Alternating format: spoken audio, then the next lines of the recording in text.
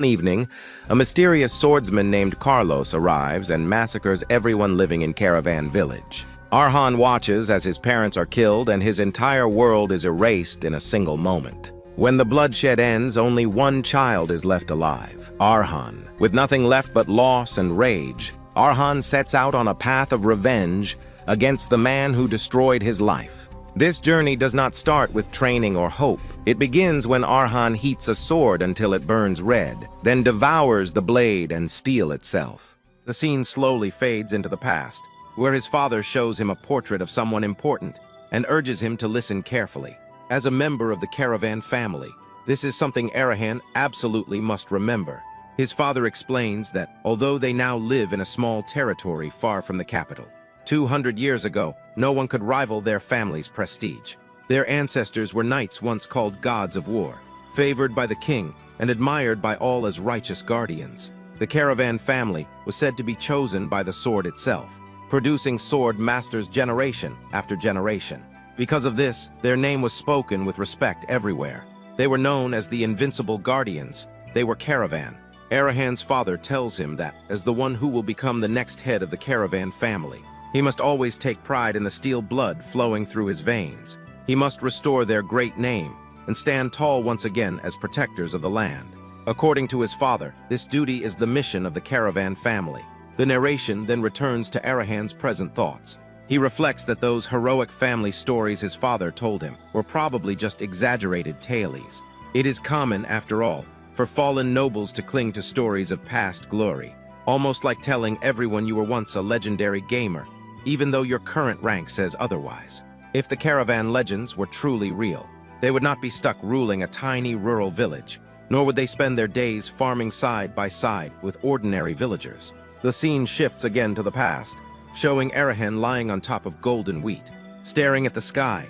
He thinks about how there were too many holes in his father's stories. The family founder shown in the portrait does not resemble either his father or himself, no matter how closely he looks.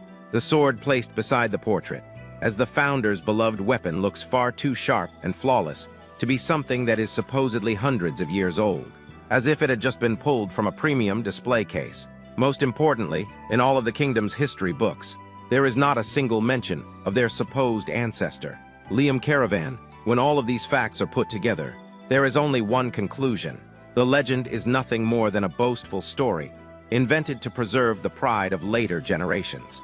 The peaceful mood returns as members of the Caravan family call Arahan by the title of Young Master and invite him for an afternoon snack. Arahan smiles at them warmly and thinks that even if the Caravan family is no longer great, everyone welcomes him here, and he loves this place where he can live together with them. This is the Caravan he wants, just as it is now. These thoughts are shaped by calm, uneventful days, the kind that make danger feel like a distant rumor. As evening approaches, Arahan tells everyone that they have more or less reached today's harvest target. He announces that he will go to the market in the next village and tells them not to be late.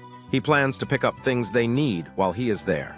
He mentions buying apples for Kun, who has been grumbling for a while about not getting any fruit, sounding suspiciously like a side character whose happiness bar depends entirely on apples.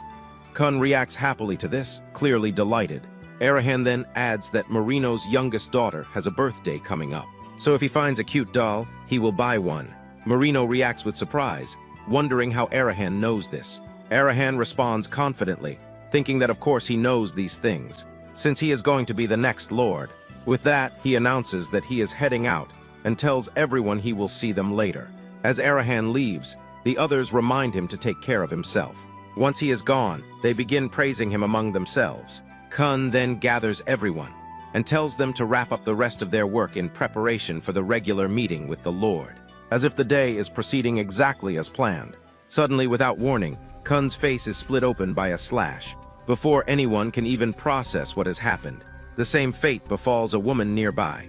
Panic spreads instantly. A man appears, holding a sword, and declares that this territory must be erased.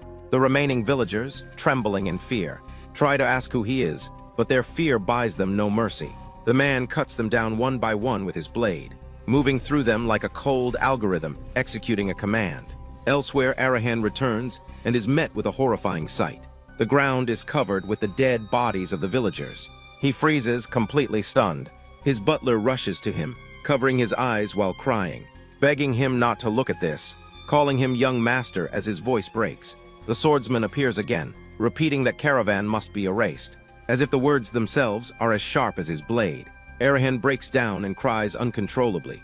The narration explains that one man stormed in without any warning, swinging a blade that felt cold and emotionless, and took the lives of half the people in the territory. Half of Caravan vanished in a senseless instant.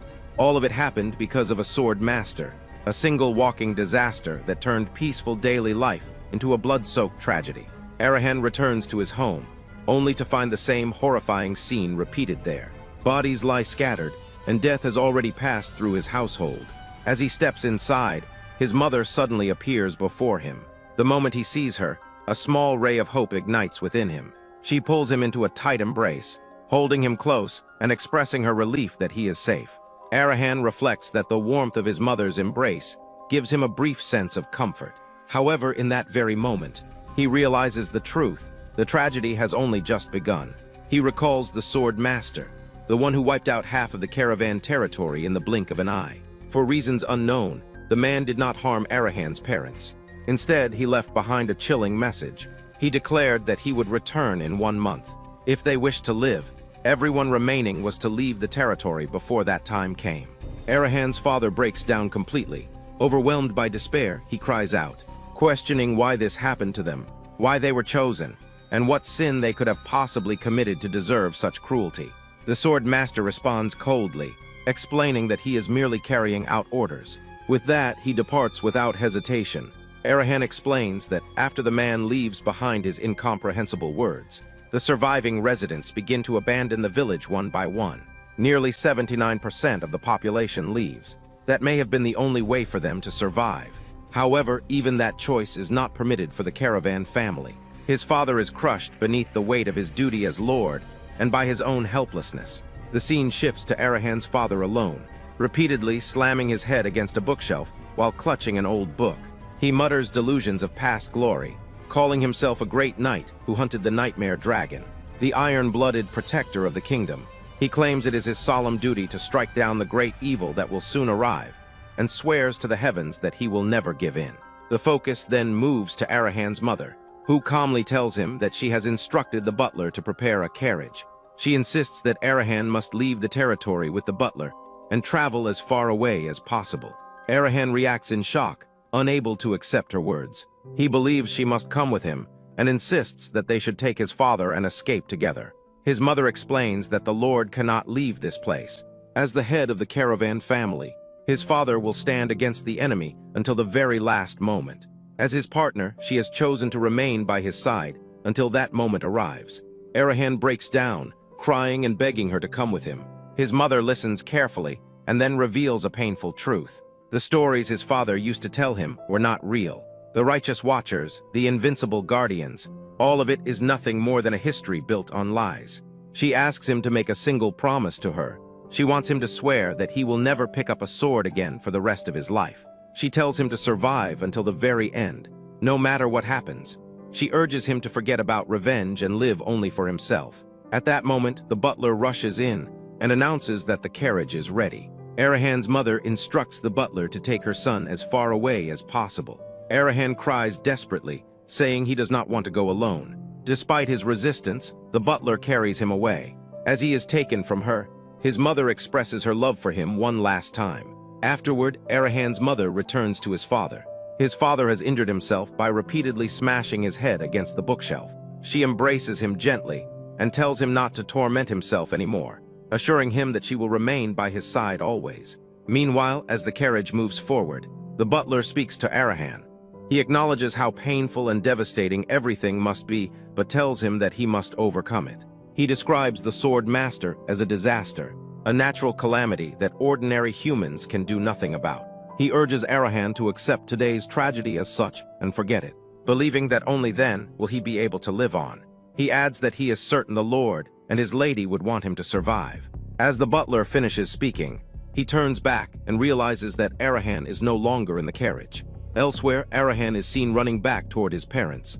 His thoughts race as he refuses to abandon them. He convinces himself that no matter how grand their titles sound, Gods or sword masters are still human, a human like anyone else who would die if an arrow pierced their heart. He recalls that he has even managed to obtain a fatal poison over the past month. He believes that if he can just strike the Swordmaster with it, he can save both of his parents. When Arahan arrives, he is completely stunned.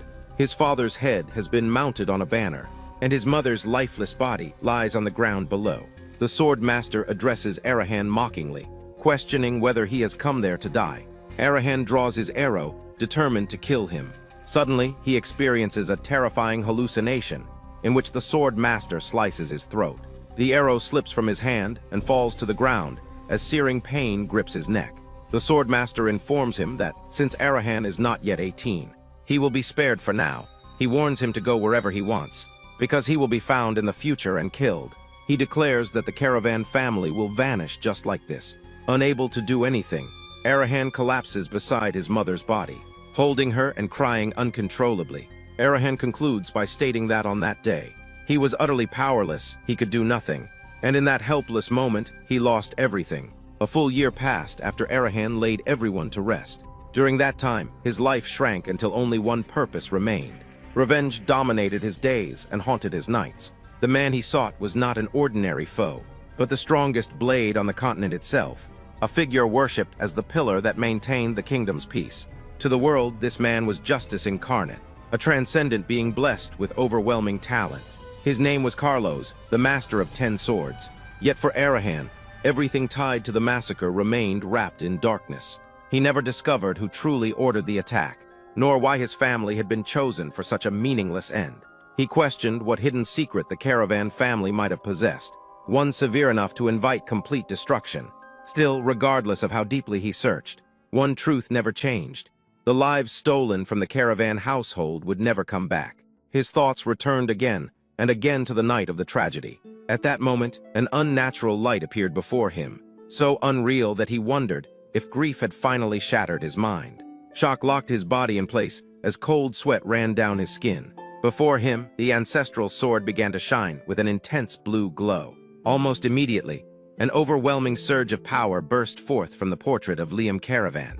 From that light, a presence emerged. The founder of the family, long dismissed as nothing more than legend, now stood before Arahan in unmistakable form. Rain fell steadily outside as Arahan struggled to understand what he was seeing.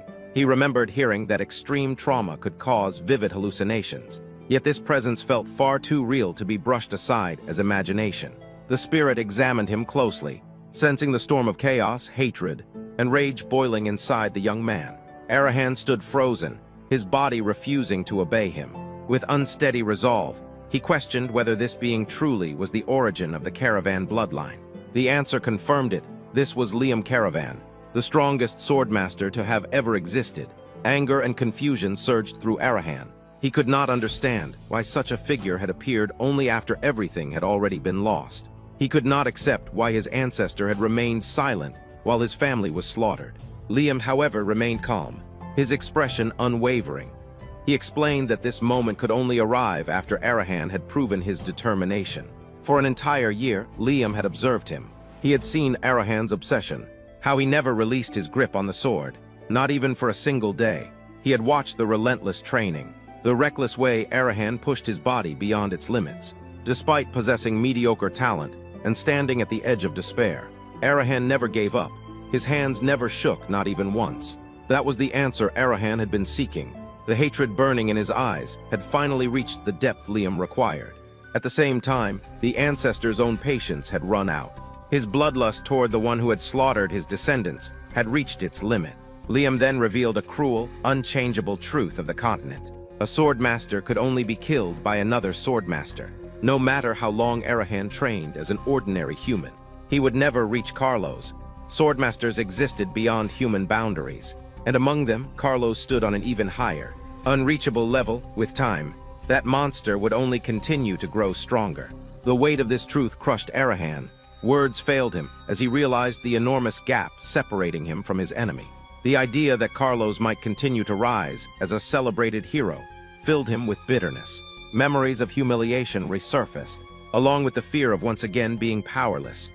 That future, however, was no longer absolute. Liam declared that he would personally guide his descendant. Through him, Arahan could become a blade capable of judging the murderer who destroyed the caravan bloodline. There was only one path forward, the soul method passed down through their family. The solution was revealed in a way Arahan never could have imagined. He was to devour the ancestral sword. Confusion flooded his mind as he was named the heir to the blood of steel. The scene shifted to a dark forge filled with countless weapons. Flames roared inside the furnace as a single sword was heated until it burned white-hot. Liam revealed the truth behind the caravan lineage. Their blood was mixed with that of dwarves. Arahan stared into the blazing fire. Exhaustion carved deeply into his face. He reached out and grasped the glowing sword. Bracing himself for what was to come, Liam explained that the bloodline began with him.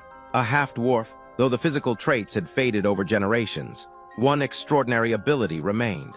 The descendants of Caravan could consume swords, absorbing the memories and techniques of their previous wielders. This was the true source of the family's strength, and the reason they had produced Swordmasters generation after generation. Arahan struggled to accept the revelation. Although dwarves were known as kin of steel and flame, such an ability sounded more like a myth than reality. To him, it felt like nonsense piled atop confusion. But truth demanded proof, and hesitation would only delay his resolve. Driven by unwavering determination, Arahan prepared himself. The method was brutally simple. The blade had to be softened by heat, then chewed and swallowed without fear. Even imagining it made cold sweat soak his back. For a brief moment, he wondered whether this was nothing more than a nightmare or the result of possession by some wandering spirit. Yet even the slightest chance at revenge was enough. Fueled by rage, Arahan chose to move forward regardless of the cost. He bit down on the glowing sword with all his strength, shattering the blade instantly. Agonizing pain exploded within him as the sword's fire burned through his insides. Flames wrapped around his body, reforging him from within. The pain surpassed all limits, as if he were being burned alive from the inside out. His body endured the process as the sword's power was fully absorbed. When it finally ended, the remains of the blade fell to the ground, stripped of all brilliance. A blinding light burst from Arahan's chest, and he collapsed backward, completely exhausted. He writhed on the ground, gasping for breath as overwhelming energy tore through him. Reshaping his body, with his teeth clenched, he fought to remain conscious beneath the crushing pain. In that instant, memories of the massacre surged back with merciless clarity. His parents, his home, and every moment of suffering flooded his mind. The image of Carlos, the man who stole everything from him, burned itself into his soul. From that agony, a new power awakened. Strength inherited from his ancestor flowed through his veins. Energy gathered in his hand as he forced himself to crush his fear and endure the torment. Amid the flames and unbearable pain, Arahan made his vow. No matter the cost, he would rise as a swordmaster and bring an end to the one who annihilated the caravan bloodline. Then the next scene opens on a calm, sun-washed morning inside a humble countryside home. Everything feels peaceful until that calm is shattered without warning. Arhan suddenly snaps awake, screaming as if dragged out of a terrifying nightmare. His heart slams against his chest as he struggles to breathe, instinctively checking his body and realizing he is still alive. Confusion floods his mind. He can clearly remember the agonizing pain of swallowing searing hot iron. Yet his body shows no injuries at all, not even a single mark. For a brief moment, he considers the possibility that the previous day's events were nothing more than a cruel illusion. That thought disappears the instant his gaze drops to the floor. Lying there undeniably real is the hilt of a sword. Its presence confirms that everything truly happened. At that moment, an unseen presence reveals itself, harshly judging Arhan's weak physical condition. Despite the criticism, the same presence acknowledges his exceptional mental resilience, praising the strength of his will. Soon after, the spirit of an elderly man materializes before him. The spirit explains that many descendants before Arhan abandoned this path because the pain was unbearable. The presence urges Arhan to accept the truth behind the legends his father once told, and to understand that this existence is not a hallucination. Faced with undeniable reality, Arhan formally acknowledges himself as Arhan Caravan. He kneels with respect, recognizing the figure as the founder of his bloodline. From that moment on, the founder instructs him to address him as his master, explaining that all who inherited his teachings did the same. Arhan accepts without resistance. Still weakened by the ordeal, Arhan reflects on whether his ancestors' plan truly succeeded. He remembers Liam's promise from the night before. the assurance that consuming the sword would grant power. Kneeling once again, Arhan admits that he feels no significant change within himself. Liam's demeanor hardens as he reveals that a serious problem has emerged, one caused by Arhan himself. Though initially confused, Arhan listens as Liam explains that the original goal was to create a Swordmaster. However, the caravan bloodline has drastically weakened over countless generations. Because of this decline, the ability to fully digest the power of swords has been severely reduced. Liam outlines Arhan's current condition, explaining that he is still in the process of absorption. In his present state, completely digesting the sword's essence is impossible. Arhan remains kneeling, silently enduring these harsh words. Rather than protesting or despairing, he calmly accepts the reality placed before him. This response surprises Liam. Arhan already understood the limits and frailty of his body. Even so, he feels grateful that another path still exists. His expression brightens as he realizes the solution lies in finding a way to properly digest that power. Liam is impressed by this sharp realization and laughs, praising Arhan's intellect and declaring that his mindset alone is already worthy of a swordmaster. Liam then explains that weapons tempered through countless battles are best suited for training. He instructs Arhan to guide him to a place filled with old and worn weapons. Their journey leads them to a weapon graveyard, a location steeped in dark energy. Liam warns that he will personally select the appropriate sword. Arhan explains that the place is ideal for sorcerers, noting that discarded objects from the slums are thrown here, making it the perfect site to find battered weapons suitable for beginners. Liam acknowledges this and recalls how he once devoured swords in similar places. He remembers consuming weapons soaked in the blood of fallen soldiers, shattered spears, broken axes, and remnants of endless warfare. He devoured everything he could, driven by a single goal: to become strong enough to survive in a merciless world. Liam reflects that the place reminds him of endless battles fought to protect lives. On such fields, some perish while others survive to see another day. Even when lives are lost, traces always remain. Amid the piles of discarded weapons, one sword suddenly radiates an intense golden light. Liam fixes his gaze upon it, realizing he has finally found what he was searching for. He directs Arhan to retrieve the shining sword from the center of the heap.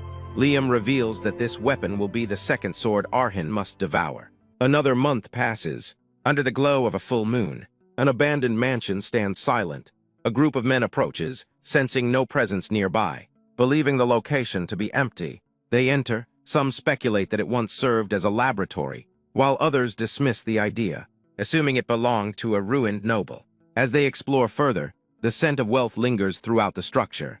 Two of the men celebrate, convinced the task will be easy since no one appears to be home. One member grows suspicious and begins inspecting the area more carefully. Soon, another realizes the mansion seems to be inhabited by a noblewoman. His suspicion is confirmed when he discovers neatly folded. They all behaved like perverts. One man grabbed a woman's dress and inhaled its scent. A bald man shoved his hand into his pants, licked his sword, and claimed that even more pleasure was coming. They fought among themselves over the woman's dress, desperate to smell it, and then began searching the house for portraits. At that moment, Arhan arrived and ordered them to stop. He stated that his mother loved everything neat and clean, and hated any kind of mess. He demanded that they put everything down properly, and suggested talking instead. One of the men responded with boredom, mocking Arhan as just a kid, and assuming he was the owner's son. He dismissed the situation as dull, and sneered about the absence of a daughter. Arhan calmly asked whether they had come looking for food, or simply needed a place to stay. He said that if that was the case, they should tell him, and he would not mind letting them stay nearby as neighbors. The bald man reacted with anger, questioning Arhan's sanity and claiming that nobles felt no fear. He warned that a smart person would stay hidden instead of coming out, and accused Arhan of wanting to die that badly. The bald man then charged forward. Arhan responded by driving his sword straight into the man's stomach, making it clear that these intruders were not invited guests at all. The scene shifts to a room lit by a roaring fireplace, its heat spreading evenly through the space. The flickering flames cast soft shadows across the walls, easing the tension that once lingered in the air. Near the fire, Arhan stands holding a newly acquired sword. Its shape so thin that it resembles a needle more than a weapon. Doubt crosses his mind as he studies it, questioning whether such a fragile-looking object is truly meant to be consumed. Sensing his hesitation, his ancestor explains the nature of the blade. This weapon was never forged to clash against others or to withstand heavy blows. Its purpose was singular and absolute, to strike one precise point and end a life in a single motion. It existed solely for piercing, created for decisive moments where hesitation meant death. Though Arhin finds the concept strange, believing a spear would better serve such a role, the ancestor understands the deeper truth. For someone burdened with a weak body, the memories carried by this blade hold immeasurable value. The ancestor then reveals the history of the sword's previous owner.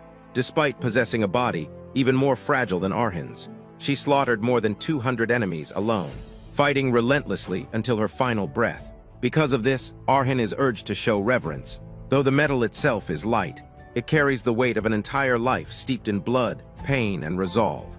With solemn focus, Arhin places the blade into the flames, beginning the ritual once again. By inheriting the memories bound to the sword, he will gain far more than strength. As the power begins to flow into him, the final memory of the sword's former owner surfaces. A mansion is engulfed in a violent blaze. From the ashes emerges a 10-year-old girl named Mary, opening her eyes to a world forever changed. Her parents have been reduced to unrecognizable remains, consumed by the fire, barely escaping with her life. She lies amid the ruins, wishing she had perished alongside her family. With nowhere else to go, she is taken to an orphanage devoted to the worship of the goddess of fire. A cruel irony for someone whose life was destroyed by flames. Fire was revered as salvation there, slowly dragging her further into despair. Each time she looked at her reflection, she was reminded that she never truly escaped the inferno. Her scarred face became a mark of judgment, and the days that followed were quietly unbearable. The other children whispered behind her back, calling her cursed and disgusting. Labeled a monster and treated as an outcast, she endured relentless cruelty. Her heart filled with sorrow, Mary began to long for death. Night after night, she prayed for her suffering to end, hoping to escape the memories and revulsion that greeted her every morning. Then one day, something changed. She witnessed a man practicing swordsmanship. Though his technique lacked refinement, the movements captivated her completely. For the first time in a long while, she forgot the hell she lived in. That man was Hijil, an aging swordsman who worked at the orphanage, driven by a resolve she had never felt before. Mary approached him. She wished to grow strong, believing that learning the sword was her first step toward reclaiming her life. Though initially resistant and doubtful, the swordsman eventually led her to a secluded place containing a barrel filled with various weapons. There he presented her with a trial. If she could swing any of those swords, he would teach her. Mary hesitated briefly before reaching out. Among all the weapons, she chose the thinnest blade. Gripping it tightly, her eyes shone with determination. She was prepared to endure anything if it meant she could one day fight back. The memory shifts again. Mary now stands before her teacher, blade extended, marking the beginning of her path. The vision abruptly ends as reality returns. Arhin is standing among gathered guests, his sword already driven into an enemy. Shock ripples through the room as blood spills, and the weight of his action silences everyone present. With no need for further exchange, the atmosphere turns deadly. From afar, the ancestor observes carefully. Over the past month, Arhin had only undergone relentless stamina training, meant to push his endurance beyond normal limits. No sword techniques had been taught, yet the precision and power behind that single thrust prove that the memories of the blade are being absorbed flawlessly. Recognizing this moment as the beginning of something far greater, the ancestor calls upon Arhin to demonstrate his progress. This is the first step of his true journey. With steady breathing, Arhin tightens his grip on the sword and takes a firm stance, ready to walk the path of a caravan. The place where the intruder had been struck was a fatal zone, one that was notoriously difficult to reach. It lay hidden between the ribs, accessible only through flawless precision. Arhin understands immediately that someone as inexperienced as himself should never have been capable of landing such a blow. The only reason it succeeded was the blade he had consumed a month earlier, and the woman who once wielded it. As that realization settles, Mary's memories surge through his mind once again. He sees how Hijil shaped her life, not through rigid systems or formal doctrine, but through experience. He taught her how to grip a sword, how to fight, and more importantly, how to survive. His techniques carried the untamed freedom of a wandering knight, unbound by rules or traditions. For the girl who once trembled at the sight of fire, that way of fighting became something breathtakingly powerful. She admired her master deeply, and cherished his swordsmanship with absolute devotion. Years later, Hijal told her that the day would come when she would leave that place behind. When that moment arrived, she was to step into the world and live fully. As he lay on his deathbed, this became his final lesson. Mary remained by his side, watching his final moments unfold, holding his hand until the end. Left alone afterward, she expressed her gratitude in silence, hoping that her master could finally rest. Honoring his words, she soon departed from the orphanage and entered the wider world. It did not take long for her name to spread. She became a mercenary known across the underworld, feared and whispered about. Even she questioned whether her reputation came from her thin blade or simply from being a young woman who thrived in such brutal work. Eventually, she was given a title that echoed through the shadows, the fearsome stitching gypsy. Back in the present, Arhan finally understands what his ancestor meant by true digestion. Mary's memories are no longer distant echoes. They feel alive, guiding his movements and decisions. The wounded intruder collapses, desperately pleading for mercy, but Arhan remains unmoved. His grip tightens, his expression cold and unwavering. Without hesitation, he ensures the enemy will never rise again. A voice within his mind reminds him to finish battles completely. As the body falls lifeless, Arhan reflects briefly on the fact that this was his first kill. Strangely, no emotion follows. There is no guilt, no thrill, only focus. He knows his victory came from being underestimated, and luck will not save him twice. Noticing the silence around him, Arhan wonders why the remaining intruders have not attacked despite their advantage in numbers. The answer becomes clear almost immediately. They are frozen in fear, unable to move. The ancestor explains that the strike Arhan delivered was far beyond what a novice should be capable of. That single action shattered their confidence, twisting their perception. Fear clouds judgment, turning a boy into a monster in their eyes. To them, Arhan appears less human and more like a reborn executioner, a master of the blade. Understanding this, Arhan forms a plan. He hurls his sword with all his strength toward the group. Exploiting their shock, in the same instant, he charges forward. This sudden aggression breaks what little composure they had left. One intruder panics and attacks wildly as Arhan closes the distance. The blow misses completely. Arhan slips past it with ease, his movements sharp and controlled. The enemy barely has time to react before Arhan is already behind him. Blood stains Arhan's face as he strikes without mercy. Another memory surfaces, Hijal's lesson about weakness. Mary had lacked physical strength, so she learned that time was never her ally. Every battle had to end immediately. The final intruder gathers his courage and charges recklessly. But Arhan moves faster. The attack misses, leaving the man wide open. A precise strike lands against his side, followed by a final lethal thrust to the neck. The battle ends in silence. Mary's past flashes again. She once faced a powerful opponent with absolute resolve. Her true advantages were her flexibility and dancer-like agility. She could attack from any position, any angle, striking vital points with terrifying accuracy. Her movements were fluid and unpredictable, leaving no room for defense. Every fight ended the same way, swift, clean, and final. The memory fades, returning Arhan to the present. Only one intruder remains standing. The man trembles violently, dagger shaking in his grip. Fear paralyzes him as he stares at the boy before him. What he sees no longer resembles a human child.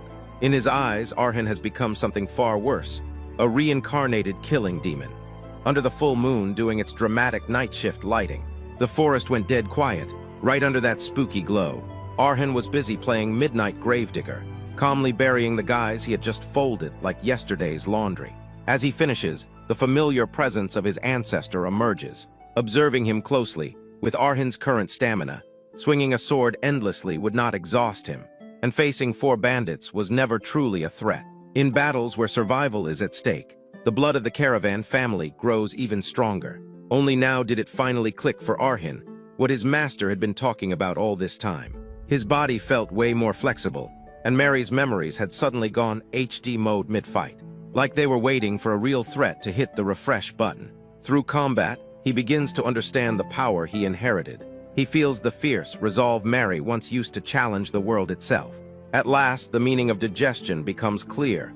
The deeper his understanding of his opponent, the greater his strength becomes.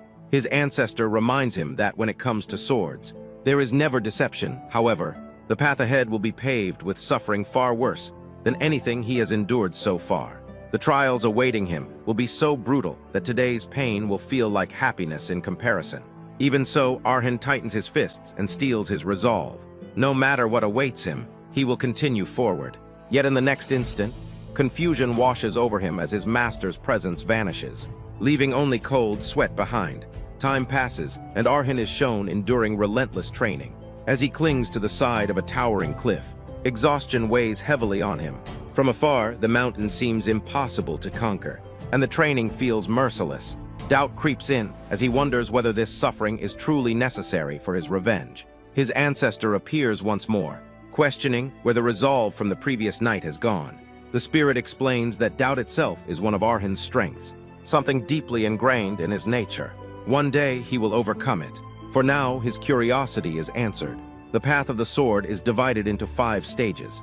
It begins with the beginner, followed by the sword walker, the sword runner, and the weapon expert. Above all of them exists a realm so exalted that all other knights bow before it. The domain of the mind blade. The Swordmaster, a level revered as divine. Arhan understands his own position clearly.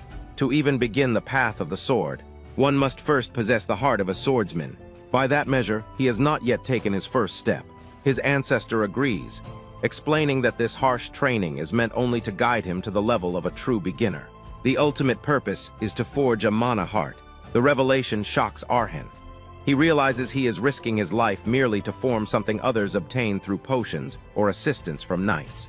Even those who practice basic self-defense can awaken one with ease. Hanging from the cliff, utterly drained, he struggles to understand why his master insists on such a cruel method. The spirit acknowledges his frustration. While forming a mana heart is simple by conventional means, the blood of the caravan family carries the power of steel. To contain such strength, an ordinary heart is insufficient. A normal vessel limits one to the realm of humans. To rise as a swordmaster, Arhan must possess a heart that cannot be scratched even when it collides with the world itself. A true heart of steel. There's only one damn way to forge a heart like that. Arhan's got to push his body to the absolute limit, teetering on the edge of passing out like it's his new favorite hobby. I'm talking about driving himself to the brink of unconsciousness over and over again, like some kind of masochistic marathon. Out of countless descendants, only a select few have survived this brutal ordeal. Those who make it through, they become swordmasters with power so terrifying it'll make your skin crawl. As the grand explanation wraps up, Arhan's grip falters, his fingers slipping on the rock like he's trying to hold onto a greased pig. But his determination? Oh hell no, that doesn't waver. Seeing this, his ancestor cracks a smile, reaffirming that everything he said about the sword is spot on. That alone is enough to set Arhan's resolve ablaze. He swears the mana heart he's gonna forge will be unlike anything anyone has ever seen. Totally one-of-a-kind, baby. Night falls like a thick blanket under the glorious full moon, draping the world in an air of tantalizing mystery. The scene shifts dramatically to the eastern village of Campbell in the Very region. Inside a bustling tavern, whispers and rumors fly around like confetti about the notorious Caravan Village, a place that's been abandoned for over a year. Bandits who dared to venture there? They vanished without a damn trace! Some folks are convinced that monsters are prowling the area, while others murmur about dark, twisted magic. No matter the reason, the outcome is crystal clear. Anyone who steps foot in there never comes back. At one shadowy table, a hooded figure listens in silence, like a hawk waiting for its prey.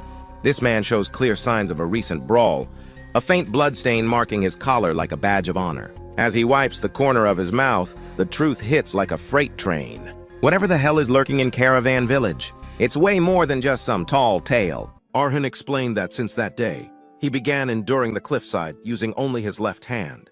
Even on days when he was completely exhausted from dealing with uninvited guests at the manor. He continued, even on days when terrible muscle pain from physical training flared up and made it a struggle just to lift his arm. He never missed a single day. He gave it his absolute all.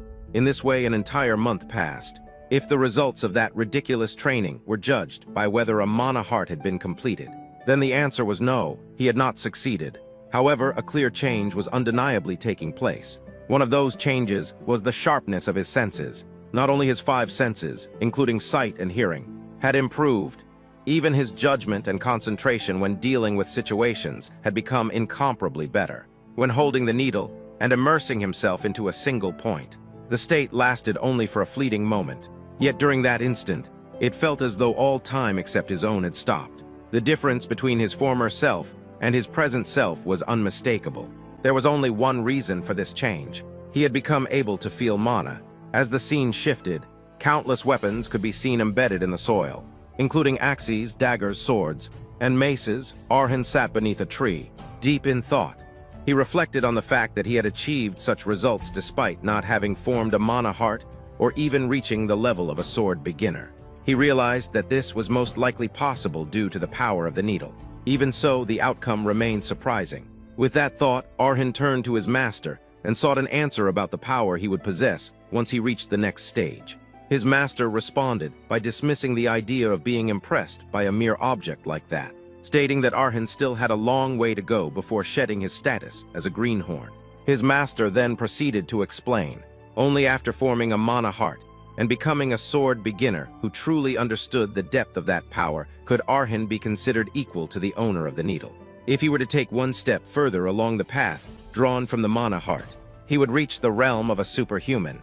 At that stage, one would be capable of strengthening physical abilities and establishing a field for both offense and defense. The world referred to this stage as a sword walker. Although it was the very next step after beginner, the difference between the two levels was vast and overwhelming. Arhan accepted the explanation and pressed further. He confirmed that, according to his intuition, the man who had recently entered the territory and settled down was indeed a sword walker. His master affirmed this, stating that the man was an opponent on an entirely different level compared to the trash Arhan had dealt with until now. Arhan then considered what his master would do, acknowledging that in his current state, he would not be able to last even a single second.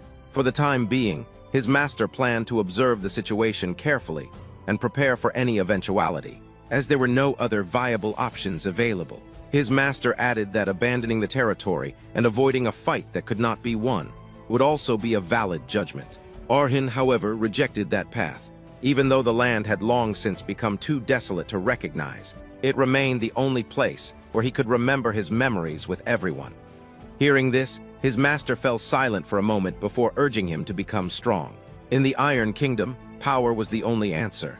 Even Arhan's natural wish was nothing more than greed and a luxury for the present. He was told to dwell on and savor his current emotions, and to use them as fuel to obtain what he desired. He was instructed to use the ordeal as nourishment, to become as hard as steel, so that no one would dare mock his words. Arhan wondered whether his master's words had truly reached him. As the narrative flowed forward, the next scene revealed Arhan engaged in a duel with a swordsman. The opposing swordsman warned him not to even think about running away, declaring that showing his back would result in instant death. Faced with this threat, Arhan realized that an unexpected ordeal had arrived far sooner than anticipated. After the mysterious man arrived in the territory, Arhan explained that watching him slowly became part of his daily routine. What Arhan learned during that time became very clear. Even though the village contained many empty houses, the man behaved as if everything already belonged to someone else. He never touched even the smallest item and lived with extreme simplicity, carrying only the single bundle he had brought with him. His other habits were equally unusual. Every evening he stood silently, gazing at the sunset as if lost in deep thought. At other times, he spent long hours in quiet prayer. From observing all of this, Arhan reached a conclusion. As the scene shifted, Arhan secretly watched the man and spoke to his master, stating that the visitor appeared to be a knight. His master agreed, explaining that the man was a swordsman skilled enough to reach the walker level. Despite that strength, he still followed manners and strict rules even when no one was watching. Such stubborn discipline was rare outside of knights. Arhan reflected that this meant the man might not be a bad first neighbor. Knights were known to protect their honor and seek justice, making them far better than other unwanted visitors. His master acknowledged that knights did chase honor, but clarified that calling them righteous was not entirely accurate. Honor was personal and subjective, and the honor knights followed was not always good for everyone. A knight's honor depended on the person they swore loyalty to. It was decided by the will of their employer, the one who paid them well. The master then explained what a knight truly was. A knight was merely a hired sword who used honor as an excuse for violence. They were executioners who used ancient sword skills to kill efficiently. Because they were covered in expensive armor, they were simply enemies who were much harder to kill. The fancy title of knight meant nothing. and people should judge them for what they truly were. Suspicion, the master emphasized, was Arhin's greatest strength. Arhin was shocked and questioned whether suspicion truly was his strength. His master reminded him that he had always been like that since childhood. Arhin used to listen to his father's caravan stories, while constantly questioning whether they were truly real. Even when newfound power made him overconfident and placed him in danger, his sharp senses and careful observation allowed him to remove risks and uncover answers. Suspicion meant not being swayed by appearances or words. It meant using every possible method and thinking endlessly to get closer to the truth. People without suspicion could never go beyond their limits. Arhin was warned never to lose that mindset, because it was the real gift behind his swordsmanship. Arhin accepted those words and promised to remember them. Thanks to those lessons, Arhin never lowered his guard around the stranger. After taking enough time to confirm that the man would not become a threat, Arhin slowly began planning to ask him to become a neighbor. When the time came, he approached with extreme caution. The scene then returned to the present. The knight stood before Arhin, extending his sword forward and revealing that he had known about being watched the entire time. Escape was no longer an option, and turning one's back would lead to death. Arhin realized that he never imagined things would end this way. The perspective then shifted to Mary. The nickname, Stitching Gypsy, had become far more famous than she expected. Because of it, well-known mercenary groups attempted to recruit her. At the same time, thugs who heard the rumors frequently sought her out to start fights. During that period, a thought crossed her mind. She began to believe she had gone beyond being just a female mercenary with a strange sword style, and had become a truly strong swordswoman. That belief, however, was nothing more than pride, and it did not take long for her to realize it. One day Mary encountered a knight. He mocked her nickname and belittled her sword skills, claiming she took pride in something weak. He dismissed her as nothing more than a worthless mercenary and grabbed her hair, causing her to groan in pain. The knight stated that if she were not a woman, she would already be dead. He compared her to an insect and claimed the only reason she was still alive was because of the rules of the Cred Hockey Knight Order. That order never took the lives of women or children, and she was told to be grateful for their so-called chivalry. After saying that, the knight left. That day, Mary felt an enormous, unbreakable wall between herself and that man. No, it was a wall formed by the very concept of knights themselves. Later, she learned that the level the knight had reached was known as Swordwalker. The scene then returned to the present, where Arhin stood before the knight, locked in a duel. He recalled everything Mary had told him. Arhin realized that the Mary from those memories was far stronger than he was now. For someone like her to be completely powerless against this man meant the danger was overwhelming. As the night advanced, Arhin felt a certainty of death far more real than when he had once been hanging from a cliff. His heart began beating faster and faster. Then he saw it. He perceived the superhuman level beyond Walker, where mana spread outside the body like veins, reinforcing attacks and defenses with willpower. This was the path of the Swordwalker. Realizing this left him in shock. The knight demanded an explanation for why Arhin had been watching him. Based on what he observed, he suspected Arhin was responsible for attacking previous visitors. Without a proper reason, he would treat Arhin as an enemy. Arhin explained that he had been trying to determine whether the man was a guest or an intruder. The knight did not understand and demanded further explanation. Arhin revealed that he had been born and raised in this place. 1 year earlier, while he was away briefly,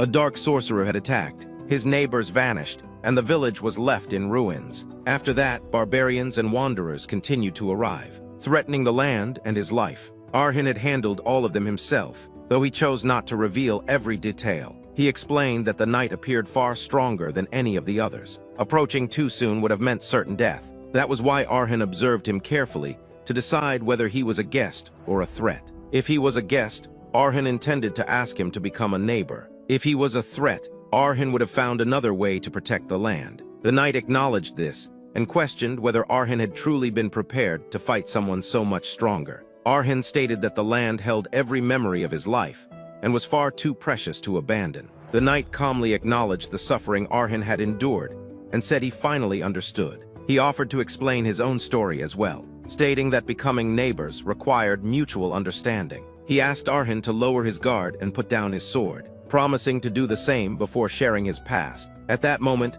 Arhin remembered his master's teachings. The only way to build a heart of steel was to push oneself to the edge of death until the body formed a mana heart on its own. Motivated by those words, Arhin apologized but refused to lower his sword. He admitted that he did not fully trust the knight yet and needed the sword for at least some protection. The knight responded that if he truly intended to harm Arhin, the sword would be meaningless. However, with both weapons drawn, sheathing his sword first would violate a knight's honor. Protecting that honor was mandatory. Arhin acknowledged this, but refused to back down as well. Bowing to fear and giving up without even attempting to fight was something he had sworn never to do again.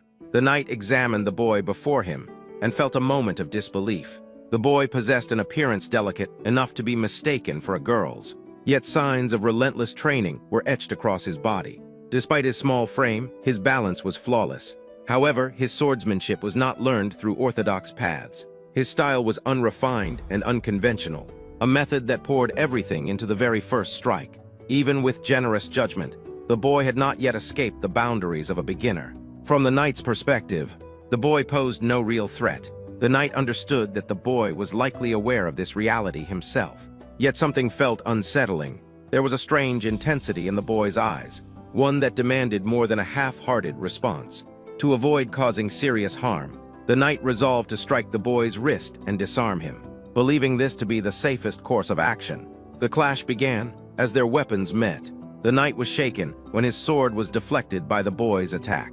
His disbelief deepened when he realized that his blade had been turned aside by someone who had not even reached the level of a true sword beginner.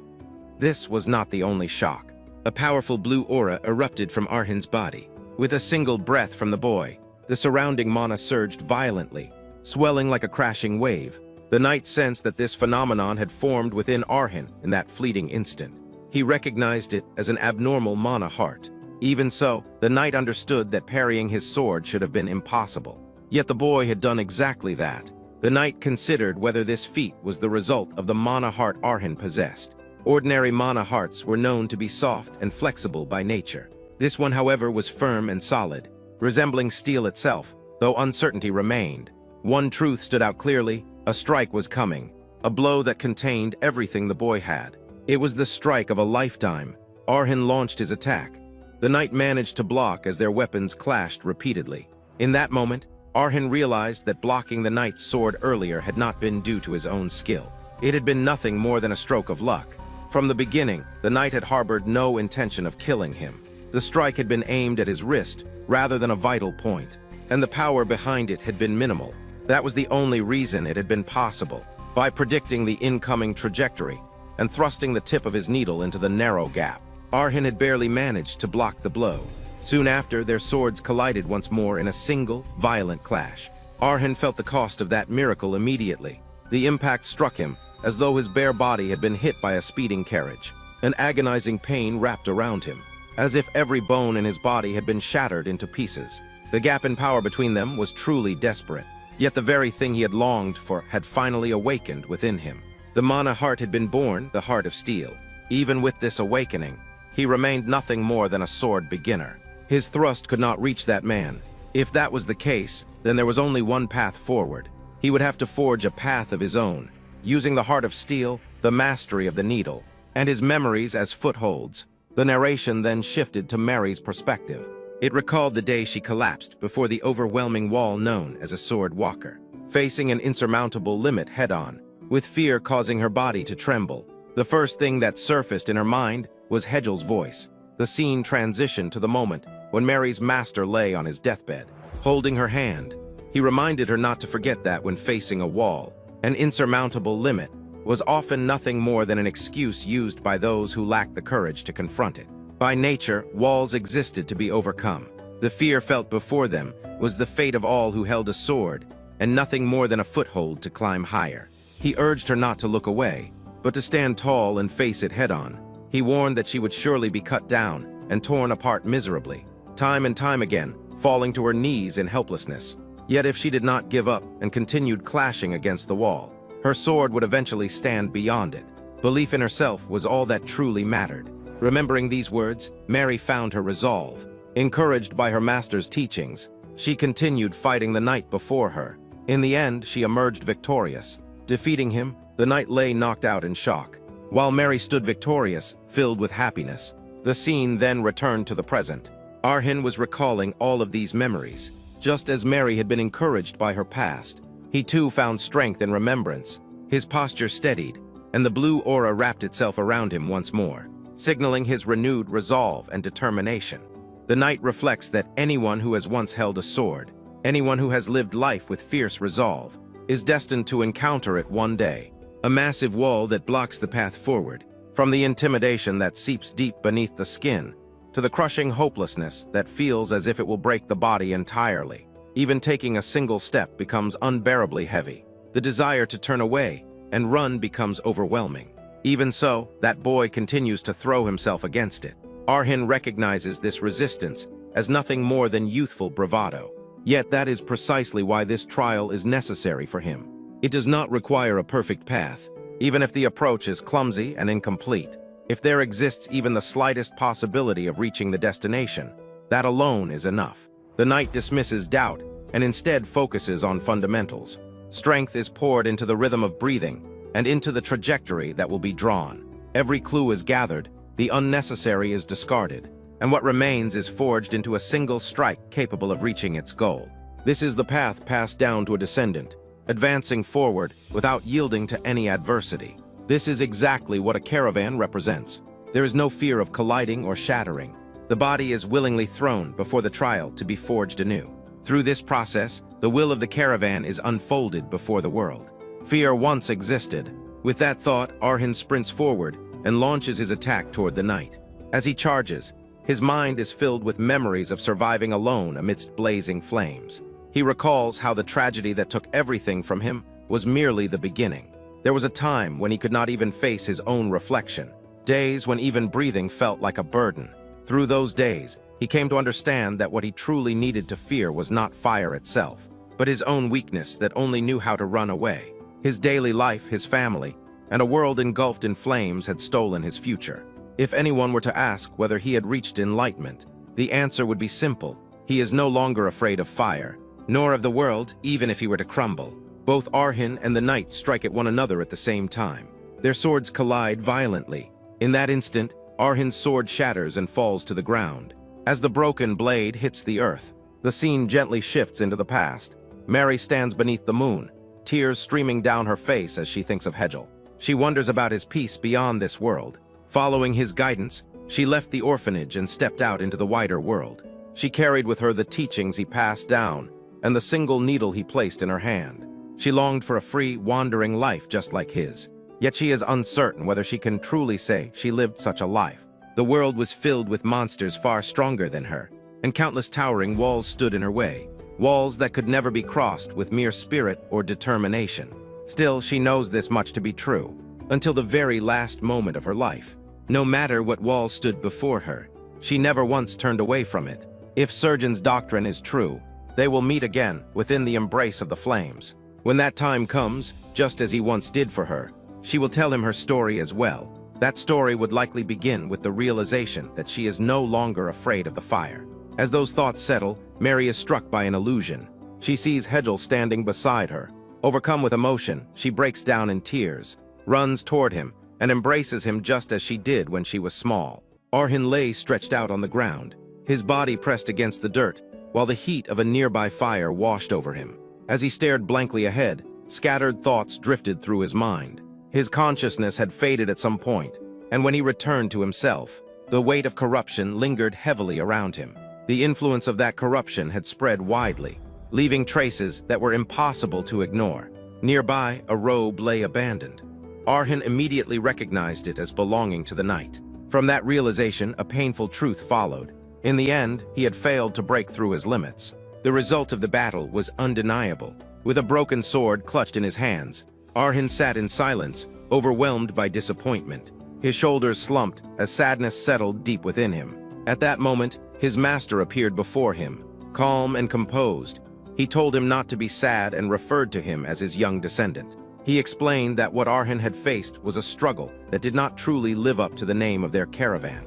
The defeat had been painful, but it carried meaning.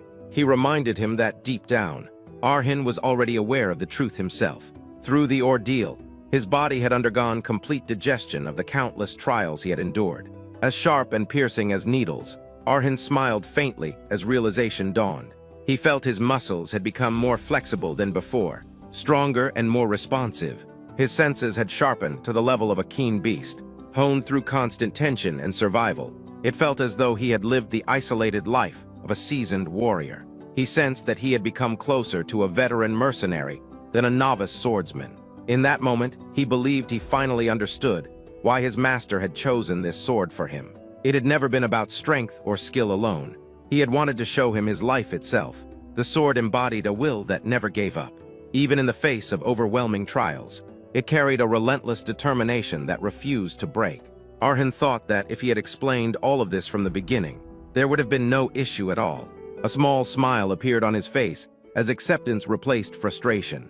From behind, the knight approached quietly and remarked that Arhan had finally come to his senses. He explained that he had gone to fetch some drinking water. Scratching his cheek awkwardly, the knight admitted that misunderstandings still remained between them, and that those issues needed to be resolved.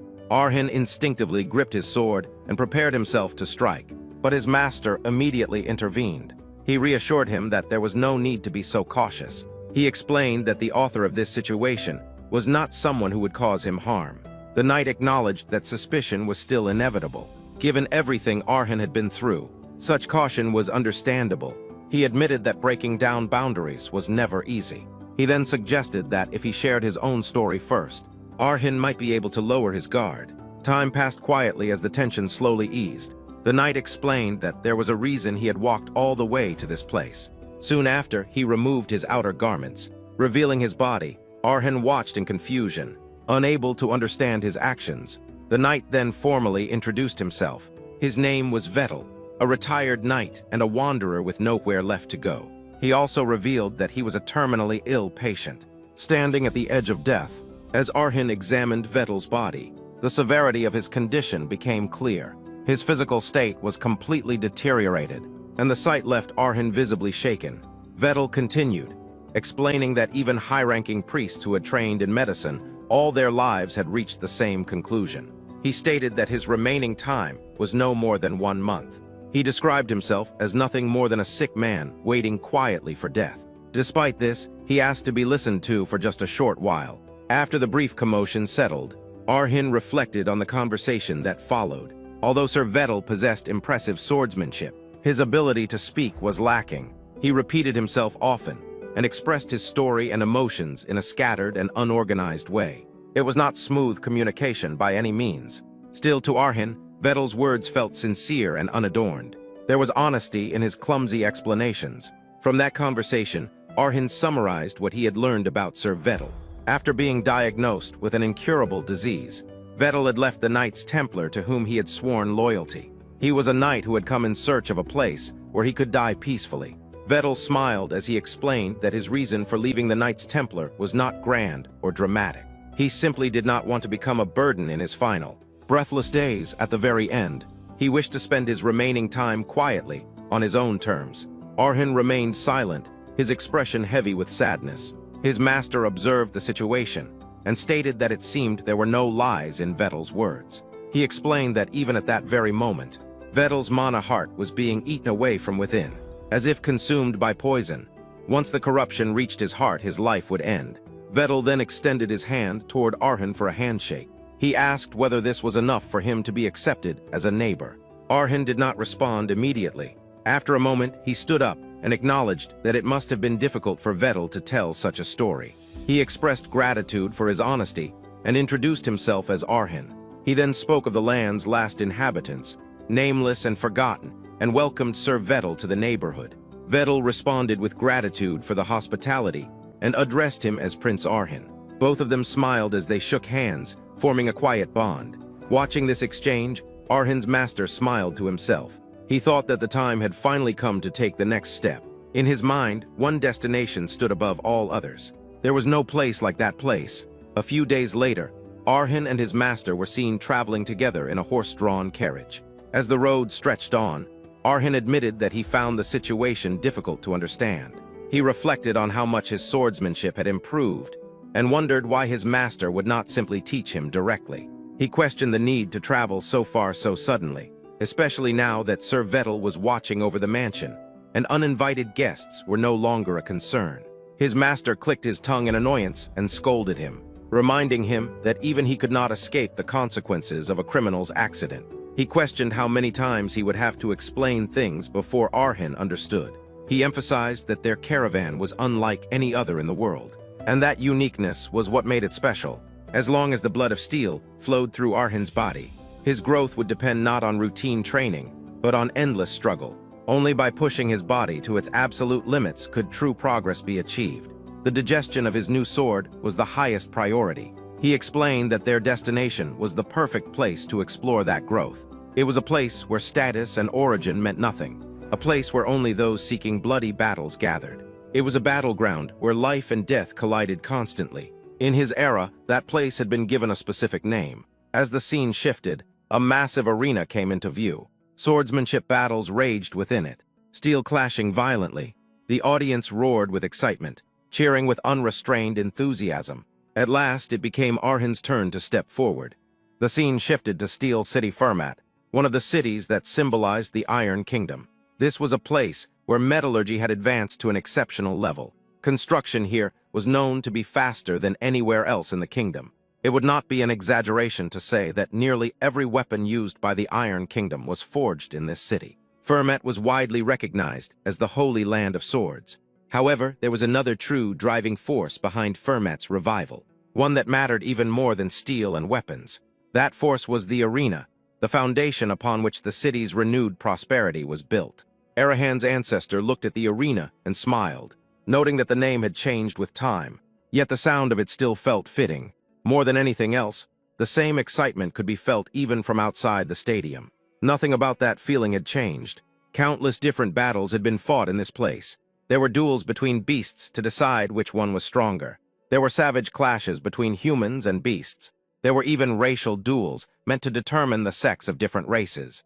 All of these were brutal contests, but the most intense among them was the fight duel. Fighters of countless personalities and skills rolled across the dirt-covered floor, battling like wild animals.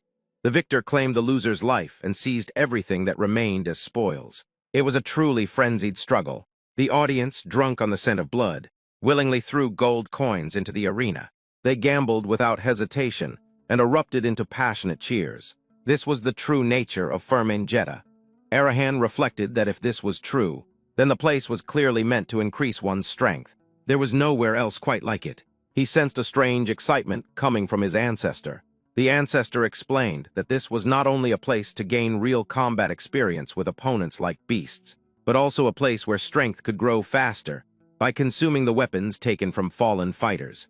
To him, it was a very simple path. If things were truly that easy, he would have done it himself long ago.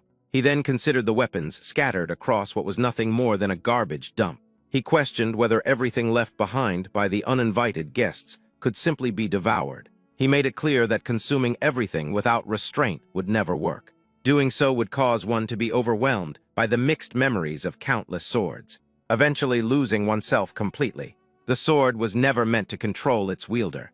The wielder had to be the one in control of the sword. For that reason, until Arahan opened his own eyes, he was only allowed to consume the swords personally chosen for him.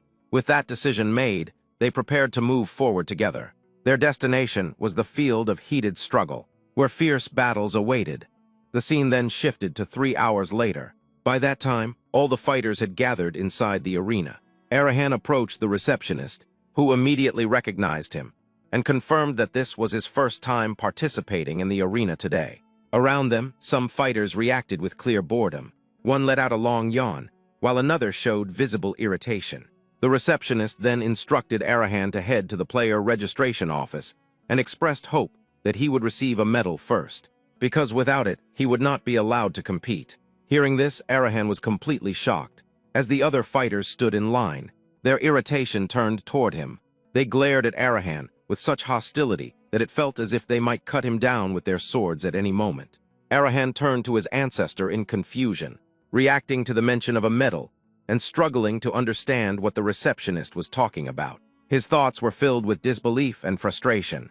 The ancestor was just as shocked. Sweat formed on his face, his eyes widened, and he admitted that he had no idea what this was about. He recalled that nothing like this had existed in his time. Arahan grew even more nervous at those words. At that moment, the receptionist cheerfully took out a medal and instructed Arahan to collect it and return to the line, signaling that this step was unavoidable. Arahan focused on the medal in his hand. It represented fame and status recognized by the world. Its color was determined by match records and performance. It was the arena's unique weight class system, a symbol that represented the scale of one's power. The order of the weight classes, from highest to lowest, was clearly defined. At the top was the black medal, below it came the white medal, then the platinum medal, after that, the gold medal, and finally the silver medal. There was something beneath all of that. Of course, what Arahan could receive was this miserable outcome. Not even a proper class color, just a bronze medal. The ancestor admitted that it seemed many things had changed since his time. Arahan, visibly disgusted, shocked, and stunned, noted that this was very different from what his master had described just a few hours earlier. His master felt equally shocked and deeply embarrassed. Overcome with frustration, the ancestor protested that he had been sure the atmosphere was nothing like this. In his era, it did not matter whether someone was a savage who had never held a sword or a brutal warrior from the north who had slaughtered hundreds. Once inside the arena, everyone was thrown in together to fight. That was the arena he remembered. The idea of weight classes made no sense to him. As he reflected further, the reason became painfully clear. In the end, it all came down to money. Arahan calmly reasoned that no matter how much the Iron Kingdom worshipped strength, if only bloody battles to the death had been held for hundreds of years, fighters would eventually disappear. The audience members who gambled money would also lose interest. A game where the outcome was obvious would never be entertaining. True excitement came only when experts fought experts and beginners fought beginners. As Arahan looked through the list of fighters' names, he reflected that times had truly changed. Because of that change, the arena had become so popular that people now came from far and wide to take part in it. It had grown into an iconic landmark. Over time, it flourished into the present-day metropolis of Perma. Overall, it was a very successful transformation. As they continued walking, their conversation carried on naturally. The ancestor mentioned that these days, even if someone won a duel, the loser's life was no longer taken. Among fighters, this had become an unspoken rule.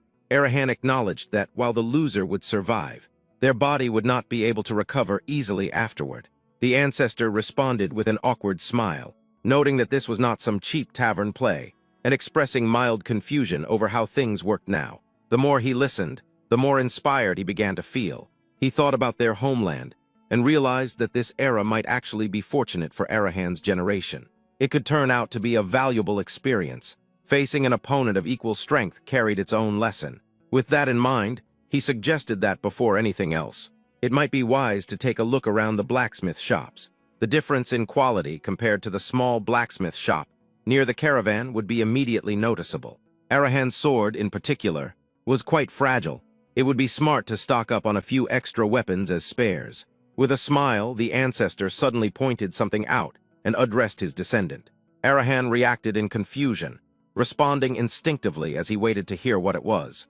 Arahan reacted in confusion, unable to understand what was being said. In the next moment, his eyes widened in shock as the arena layout came into view, along with countless swords and other weapons placed openly around the area. He was left speechless. As he continued staring in disbelief, he wondered why there were so many weapons lying in the middle of the street. He remained frozen, silently staring at the sight in front of him. Just then, someone approached from behind with a light chuckle, noting that this seemed to be Arahan's first time seeing the Hall of Fame. Arahan turned around. The man introduced himself with a friendly smile, explaining that his name was Tom and that he was the manager of this hall. He offered to explain the place if Arahan did not mind. Arahan grew slightly nervous and instinctively looked toward his ancestor. However, he noticed that his ancestor was completely absorbed in the surroundings, lost in his thoughts while gazing at the hall. With no other choice, Arahan bowed politely and introduced himself as Arhan, expressing his gratitude for the explanation. Tom then explained that the weapons displayed there all came from the arena's past.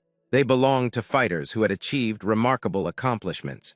Every weapon was old, worn out, and had already lost its original function. They were placed there to commemorate the fighting spirit of those warriors. Arahan was amazed by the explanation and acknowledged that he understood. Tom responded calmly, inviting Arahan to ask any further questions about the Hall of Fame whenever he wished. As the caretaker of this glorious place, he considered this guidance to be a small reward. The ancestor turned toward Arhan's descendants and indicated that this moment should be observed closely. A gentle but confident brightness appeared on the ancestor's face, forming into a meaningful smile. He conveyed that there was a way to obtain the sword displayed in that place, and he emphasized the weight and significance behind this idea. At that moment, Arhan struggled to understand the deeper meaning of what was being implied. Confusion filled his mind as he tried to grasp why the sword was being mentioned in such a strange manner. Then the ancestor revealed that he had finally discovered the answer. He explained that the next sword was not meant to be wielded or carried. Instead, it was meant to be devoured. As the scene progressed, a sword came into view. This sword was smaller in size compared to the others, yet its presence was overwhelming. A powerful and energetic aura continuously radiated from it, filling the surrounding space with intense energy. It became clear that this sword, despite its small form, possessed extraordinary power. This was the very sword destined to be Arhan's next consumption, marking the next stage of his journey and transformation. Arhan stood at the arena player entrance. Waiting, it was now his turn to step down into the arena. Before entering, Arhan asked Tom about the sword displayed in the hall and whether there was any way to obtain it. Tom responded with a calm smile and explained that there was indeed a way. He explained that only those who had proven themselves as fighters earned the right to own a weapon, and that the weapon would match the color of the metal they held. Arhan and his master listened carefully as Tom continued. He explained that every time a person's metal level increased by 1 rank, it meant they could obtain 1 weapon. He then added that the weapon Confucius had been looking at earlier could be obtained by reaching silver rank. He described the hall itself as a treasure trove. After the explanation, Arhan and his master walked out together through the entrance. As they moved away, the master explained that to others, the weapons in the hall might seem old and useless, but to Arhan, those swords were as valuable as gold. Smiling, the master added that from now on, there would be more reasons to come to the arena, even if it was not for training. He emphasized that Arhan needed to gain promotion and obtain a usable sword. He then admitted that, if it were up to him, he would have resorted to theft. He wanted to explain everything, but stated that it was impossible. He explained that this was because the manager was not an ordinary old man. Arhan looked at his master in surprise and expressed confusion, thinking that the manager only seemed like a kind old gentleman. His master responded with a serious expression, stating that it had to be that way. He explained that the gap between them was so vast that it was difficult to even sense it. He described the manager as someone who, despite only being halfway there, could use absolute defense by turning mana into armor. He also revealed that the manager was a sword expert.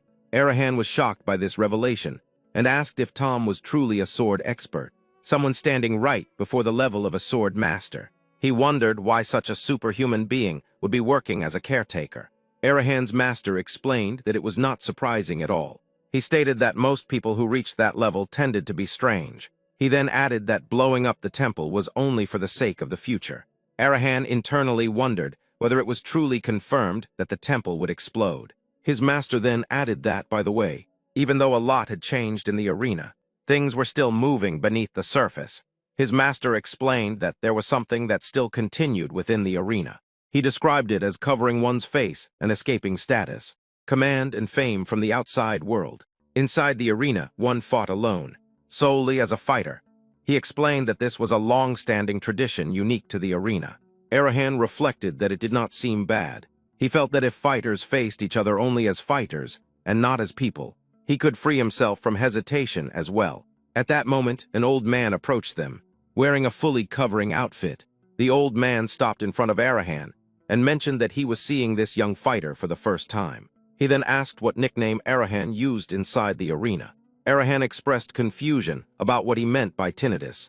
The old man explained that no one who stepped foot into the arena used their real name. He stated that pretending to be someone from the outside world only got in the way of standing as a true fighter. He encouraged Arhan to join the life of a fighter and reveal the name he was most proud of. Arhan remained silent. Memories of his parents surfaced in his mind. He recalled how his father used to tell him stories about their ancestral swordsmen. After recalling those memories, Arhan finally responded to the old man and stated his decision. He hesitated briefly. He then mentioned that it was the first time he had heard this word.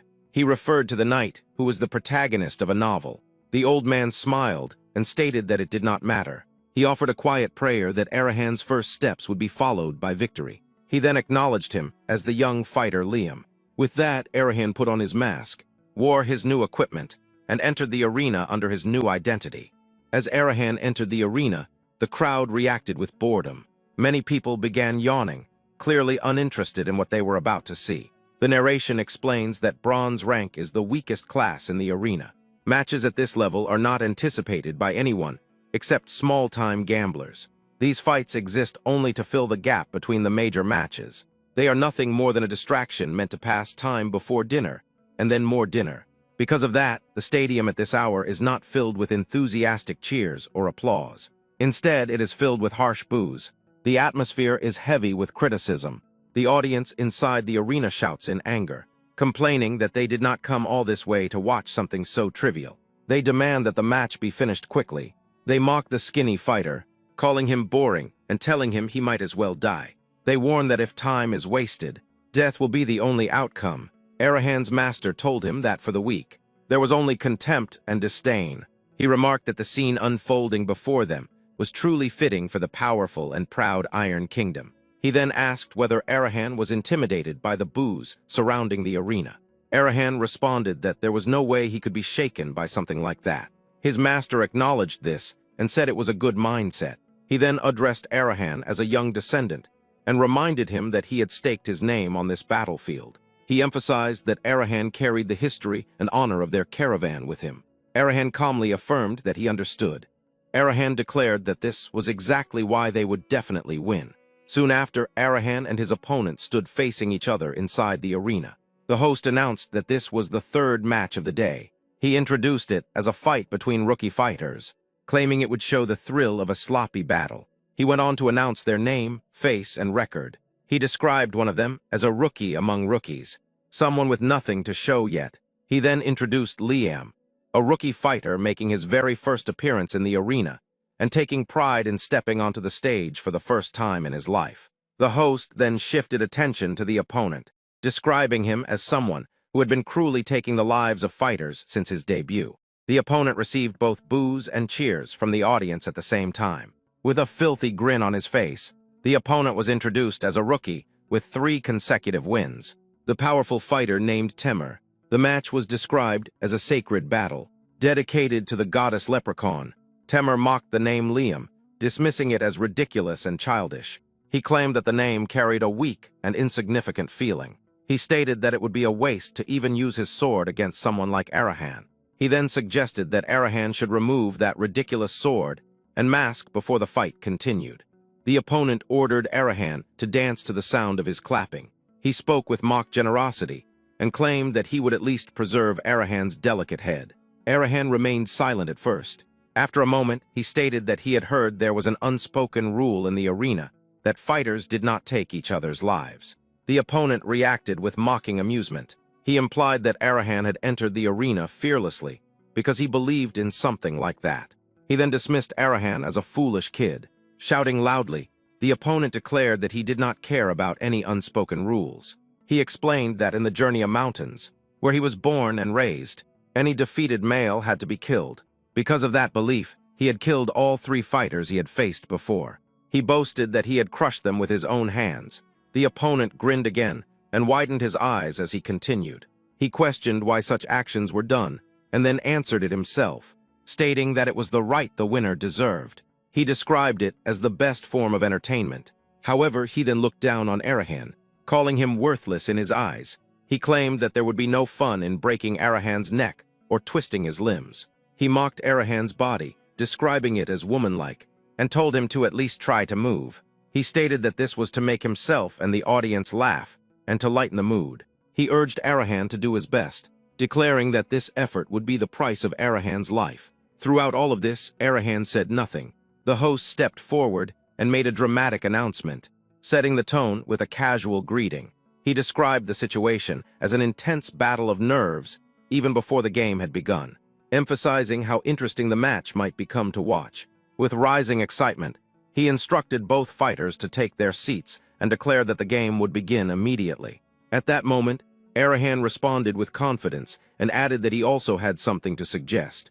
He brought up his own name and hinted at the insults directed toward it, only to abruptly dismiss the thought. He then declared that he would allow his opponent to die in peace. Hearing Arahan's words, the opponent burst into loud laughter. The rest of the audience joined in, laughing mockingly and exaggerating their reactions. They pretended to act frightened, sarcastically telling him to be scared. Some jeered crudely, implying humiliation, while others praised their master and mocked Arahan's supposed lack of skill. Laughter echoed through the arena as people compared him to something pulled from a third-rate night novel. His name was ridiculed, and he was treated as insignificant. The taunts continued relentlessly, with remarks questioning his background and even mocking his father, showing no restraint. Still laughing, Arahan's opponent moved his sword forward, claiming that he wanted to heat up the atmosphere even more. The mood became increasingly hostile, and the spectacle grew so unpleasant that it was described as hard to even look at. The opponent suggested that Arahan should remain silent while he still could. Suddenly, Arahan moved at incredible speed. In one swift motion, he cut off all the fingers of his opponent with his sword. The scene shifted seamlessly into shock and horror as the opponent froze in disbelief. Fingers were seen flying through the air, blood scattering as the violence registered with the crowd. Arahan then demanded that the opponent repeat his words. As blood continued to drip and the severed fingers fell, Arahan calmly told him to apologize for insulting his name. He made it clear that only then would the opponent be allowed to die comfortably.